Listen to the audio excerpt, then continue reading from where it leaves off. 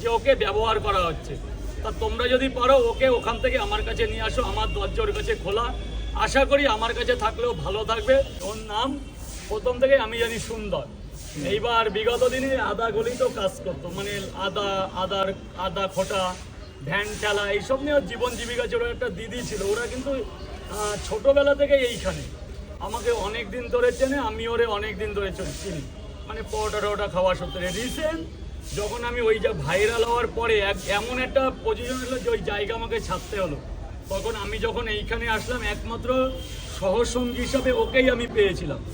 সে টাকা দিই না দিই, খেতে দিই না দিই, ও আমাকে প্রত্যেকভাবে সাহায্য করে গেছে। তুমি পেয়েছো দুঃসময়, তাই তো? তো আজকে আমি আমার কাছে চলে গেছি, আমি অত্যন্ত খুশি। ভেবেছিলাম ও নিজের পায়ে দাঁড়াবে। প্রত্যেক মানুষের মধ্যেই স্বপ্ন থাকে। একটা সময় আমিও যখন হোটেলের এরকম টেবিল মুছতাম, আমিও ভাবতাম যদি একটা মালিক হতে পারি। একটা সময় যখন লোকের পরোটার দোকানে কাজ করতাম, তখন জানি আমারও যদি কোনোদিন দোকান হয়। দেখো, আমার আশা মানুষের জন্য বাসা বাঁধে প্রত্যেক মানুষ। এবার তখন আমার থেকে যখন চলে গেল, আমি ভেবেছিলাম যদি ও একটা দোকান, আমি ভেবেছি ওর দোকান যে আরও বড় হোক, আরও জীবন জীবিকার মধ্যে থেকে গড়ে তুলুক, সোশ্যাল মিডিয়া ওকে আমার আরও বড় জায়গায় নিয়ে যাক। তো পরে দেখলাম জিরো, যে ওকে ব্যবহার করা হচ্ছে। তা তোমরা যদি পারো ওকে ওখান থেকে আমার কাছে নিয়ে আসো, আমার দরজা ওর কাছে খোলা।